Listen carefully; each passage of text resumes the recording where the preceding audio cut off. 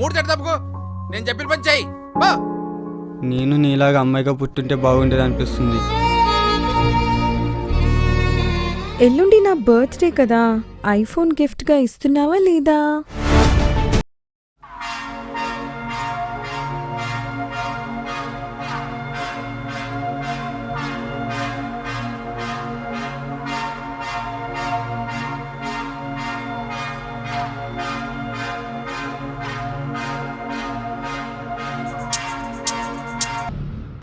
నువ్వు సుఖభోగివరా, చేతిలో ర్యాకేసు పుట్టేశావు.